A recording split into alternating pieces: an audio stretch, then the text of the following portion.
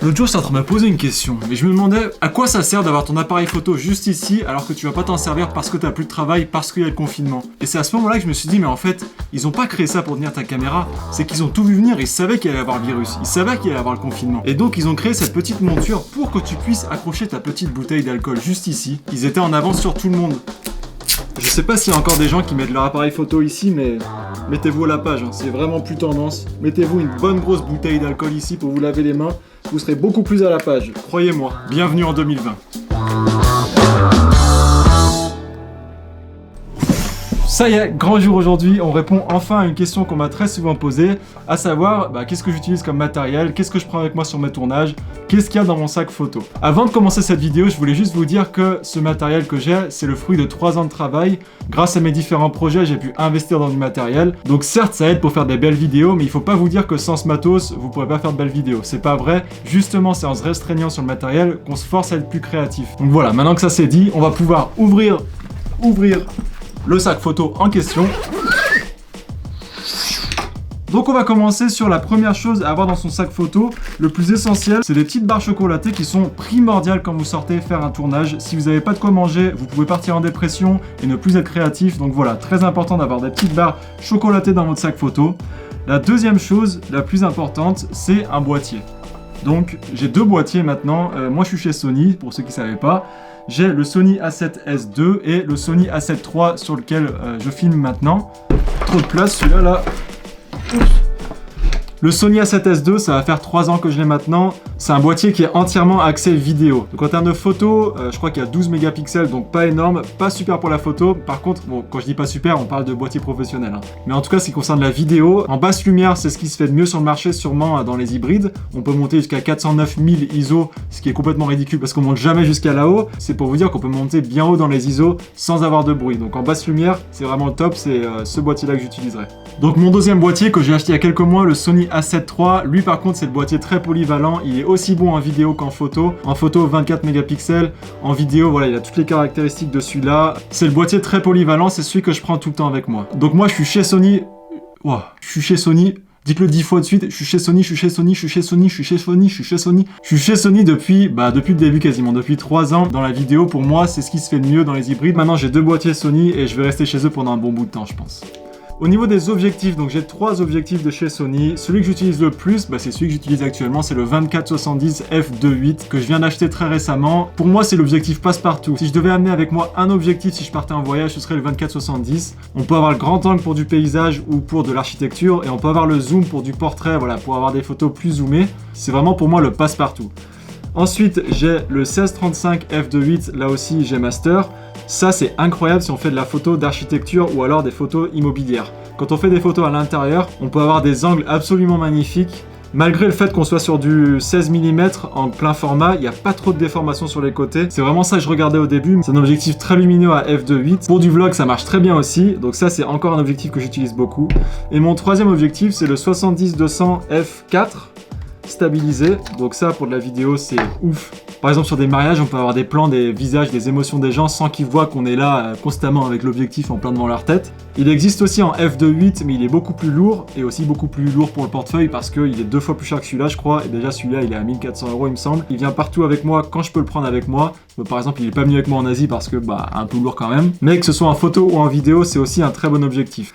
Quatrième objectif, on est sur du 24 mm 1.4, donc là, chez Sony également, là on a une très belle profondeur de champ, on a quelque chose de très réactif, voilà, c'est un petit peu lourd, mais c'est très réactif, voilà, c'est un petit peu encombrant, mais bon, ça rentre facilement dans le sac photo comme vous pouvez le voir.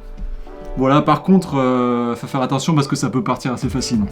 Voilà, c'est mes 3 objectifs que j'utilise tout le temps. C'est les 3 seuls que j'ai d'ailleurs. Mais je suis très satisfait avec ces 3 objectifs. On a une gamme de 16 jusqu'à 200. Donc avec ces 3 objectifs, on couvre tout ça. Et c'est tout ce dont j'ai besoin pour ce que je fais. Au niveau du drone, donc j'utilise le Mavic 2 Pro que j'ai acheté il y a quelques mois aussi. Ça faisait un moment que je le voulais et j'en suis vraiment pas déçu. Il est parti avec moi en Asie pendant 2 mois. J'avais un peu peur par rapport au poids, mais franchement ça vaut le coup de passer sur le Mavic 2 plutôt que le Mavic Air pour la qualité vidéo, pour le signal de transmission, parce qu'avec le Mavic Air on perdait tout le temps, alors qu'avec celui-là c'est un signal différent, je crois que c'est un signal radio, donc on le perd vraiment rarement. C'est un capteur Hasselblad et ça on le ressent vraiment dans la qualité vidéo. La petite télécommande, et j'ai pris également les filtres ND, donc qui vont de ND4 il me semble jusqu'à ND32, c'est ça. C'est des filtres ND que j'ai pris directement sur le site de DJI, donc voilà, je pense que c'est la marque DJI. Ça c'est pour le drone. Qu'est-ce qu'on a ensuite? Quelque chose qui vient partout avec moi, surtout en voyage, c'est ce casque Bose. Je crois que c'est le QC35, quelque chose comme ça, avec réduction de bruit. Donc ça, dans les transports, quand vous êtes en train de faire du montage ou juste en train d'écouter de la musique, c'est ouf. Genre vraiment. Donc c'est un sans fil, mais ça vient aussi avec un fil si vous voulez pas avoir des ondes plein la tête, comme moi. Surtout la réduction de bruit, mais c'est...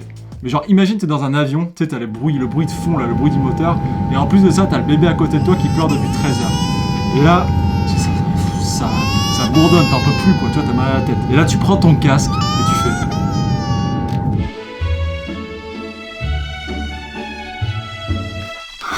Une blague à part, c'est vraiment ouf cette réduction de bruit. C'est hyper agréable quand tu bosses, quand tu écoutes de la musique, quand tu regardes des films. Donc voilà, ça vient partout avec moi, surtout quand je pars voyager. Donc ça, c'est le casque. Et ensuite, mon meilleur ami de mon voyage en Asie, qui s'appelle la GoPro Max. Ça fait 2 ou 3 mois que je l'ai et j'ai fait une vidéo entière là-dessus. Je vous mets le lien, non, juste ici. GoPro Max, donc GoPro à 360 degrés, qui arrive à supprimer le stick. C'est fou, que ça à dire. Je m'en suis servi quasiment tous les jours en Asie. Seul inconvénient, c'est que pour l'instant, ils proposent pas du ralenti, mais ça risque de changer dans les jours ou dans les semaines à venir avec une mise à jour. Mais sinon, c'est assez incroyable, ça filme en 360 degrés. Je me suis pris aussi avec un stick, je vais pas le déplier parce qu'il fait 3 mètres de long. Un stick de chez 270 Pro, voilà, donc le combo des deux, vous arrivez à avoir des plans assez incroyables. La GoPro est donc à 3 mètres de vous et je vous laisse imaginer les possibilités créatives que vous pouvez avoir avec ça. Donc GoPro Max, j'en suis hyper satisfait et je recommande à fond. À fond. Le micro, eh ben vous le voyez pas parce qu'il est sur vous, mais c'est le Rode VideoMic Pro qui vient... Enfin, j'ai pris ça séparément, mais c'est une petite moufle, une petite housse, c'est des poils. Tu mets dessus pour éviter d'avoir le bruit du vent qui tape sur le micro. Donc ça, c'est pratique. La petite pompe, aucune idée comment ça s'appelle, je m'en souviens plus. Pour enlever toutes les mouches, là, quand t'as des mouches. Et ça sert aussi à nettoyer ton capteur. Si t'as des petites poussières sur le capteur, c'est très important sur les Sony parce que j'ai l'impression qu'on a tout le temps des petites poussières sur les capteurs. Donc voilà, très pratique, ça se glisse facilement dans le sac photo. En termes de disque dur, donc là je suis en transition. Pour l'instant, j'utilise les petits disques durs Lassi, enfin petits, ils sont immenses. C'est pour cette raison d'ailleurs que je vais les changer. Mais j'utilise ça depuis le début. Ils sont bien parce qu'ils ont une petite protection sur le côté en caoutchouc, donc qui permet de les faire tomber, même si je les ai jamais fait tomber parce que ça me fait trop peur d'essayer. Ils sont bien, mais c'est juste qu'ils sont gros, ils sont assez lourds. Donc maintenant je vais passer sur du SSD, je vais prendre ceux de 2 Tera qui sont beaucoup plus petits, ils sont beaucoup plus compacts et apparemment ils résistent plus au choc. Donc je vais passer là-dessus dans les semaines à venir. Pour compléter la GoPro Max, j'ai toujours ma GoPro 7 que j'ai mis sur le petit stick flottant. Je la garde parce que malgré le fait que la GoPro Max peut filmer avec une seule lentille et peut reproduire un petit peu le look de cette GoPro, elle ne peut pas filmer sous l'eau, la GoPro Max. Enfin, elle peut sur le papier, mais il y a beaucoup de déformations et la qualité est vraiment pas top sous l'eau. Donc c'est pour ça que j'ai gardé la GoPro 7 qui, elle, par contre, est top sous l'eau. J'ai aussi acheté le petit dôme de la marque Shoot.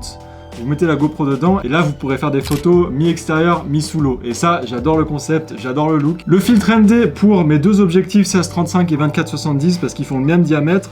Mais filtre ND qui est forcément primordial quand on fait de la vidéo, encore une fois. C'est un filtre variable qui vient partout avec moi. C'est de la marque Cookin, donc ça à ne surtout pas oublier si vous voulez faire de belles vidéos. En termes de stabilisation, alors j'utilise les Ronin, donc ça, celui-là, le Ronin S, je l'ai depuis, ça va faire 2 ans il me semble que je l'ai. C'est une sacrée bête, je l'utilise sur tous mes tournages quasiment. J'en suis hyper satisfait, il est très robuste, il tient avec mes 3 objectifs, donc il tient même avec le 70-200 et ça c'est top. Je crois qu'il peut tenir une caméra jusqu'à 4 kg. Donc ça, il vient tout le temps avec moi sur mes tournages. Et je me suis pris aussi le Ronin SC, donc le petit frère. Celui-là, il est beaucoup plus petit, beaucoup moins encombrant. Et je l'ai pris justement parce que je voulais partir voyager en Asie et que j'avais pas toute la place du monde. Donc j'ai pris le petit frère. Il est moins encombrant et surtout, il est vraiment moins lourd. Donc pour ça, il est top. Il y a aussi des petites modifications, par exemple le petit lock ici qui permet de bloquer les articulations. Il y en a 3 en tout, donc voilà, là il bouge pas d'un poil alors que le Ronin S il bouge dans tous les sens. Donc si tu mets le Ronin S dans ton sac, voilà, il peut bouger dans tous les sens alors que celui-là il bougera pas. Seul inconvénient, c'est que les moteurs sont beaucoup moins puissants que le Ronin S. Les caméras qui sont un peu plus lourdes, ça commence à être vraiment compliqué, notamment avec mes objectifs, le 24-70 qui est un peu lourd.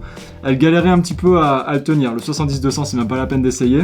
Donc voilà, c'est un peu l'inconvénient. Moi si je devais choisir entre les deux, je resterais sur le Ronin S avec le matos que j'ai. Si vous avez des hybrides qui sont pas trop lourds, je vous recommande le Ronin SC qui sera beaucoup plus pratique. Je ferai peut-être une vidéo pour comparer les deux, le Ronin S vs le Ronin SC. Dites-moi si ça vous intéresse et je peux peut-être vous proposer ça. Au niveau de mon ordi, je me suis pris le MacBook Pro 15 pouces. Je me le suis acheté en 2014. Ça fait 6 ans que je l'ai. C'est ouf parce que je m'en sers tout le temps et en plus avec les gros logiciels de vidéo, de photos. Bon, des fois il fait un peu sa crise, mais pour l'instant il fait vraiment le taf et ça fait 6 ans que je l'ai quoi. C'est assez impressionnant. Je vais sûrement passer sur le MacBook Pro 16 pouces maintenant qui vient de sortir il y a pas longtemps. Mais en tout cas, il a vraiment fait le taf jusqu'à présent et c'était un très bon investissement. Donc ça, je peux le glisser dans mon sac photo comme ici, parce qu'on peut rentrer un 15 pouces dedans. Et ça me fait penser que je vous ai pas présenté mon sac photo, donc j'utilise le ProTactic version 2 il me semble, de chez Lopro. Ce que j'adore sur ce sac, c'est sa robustesse déjà, ça bouge pas d'un poil. Vous avez ici donc plein de petites attaches pour mettre un Ronin, pour mettre un trépied, pour mettre votre chat. Si votre chat veut pas rester dedans, vous pouvez le mettre là, voilà. Des petites poches un petit peu partout. Et surtout une ouverture de l'intérieur pour éviter que quelqu'un puisse ouvrir votre sac derrière vous. Voilà, pareil, ça va faire 2 ans que j'ai ce sac. Pour l'instant, je compte pas le changer parce qu'il fait vraiment le boulot. Une petite balle de basket parce que le basket c'est cool. Et voilà, l'essentiel est là, c'est un peu ce que j'utilise dans la vie de tous les jours, sur mes tournages pro, sur mes tournages pour YouTube. Voilà, je vous ai pas présenté mon trépied, je vous ai pas présenté mon micro-cravate, il y a 2 ou 3 petites choses que je vous ai pas présentées parce que je l'ai pas avec moi. J'espère que cette petite vidéo vous aura été utile, que vous intéressera. N'hésitez pas à me poser des questions en commentaire, j'y répondrai avec plaisir. Et d'ici là, lavez-vous les mains, soyez heureux, restez chez vous. Et puis voilà, c'est déjà pas mal. J'ai l'impression d'avoir des mains de mecs de 50 ans, tellement je me lave les mains.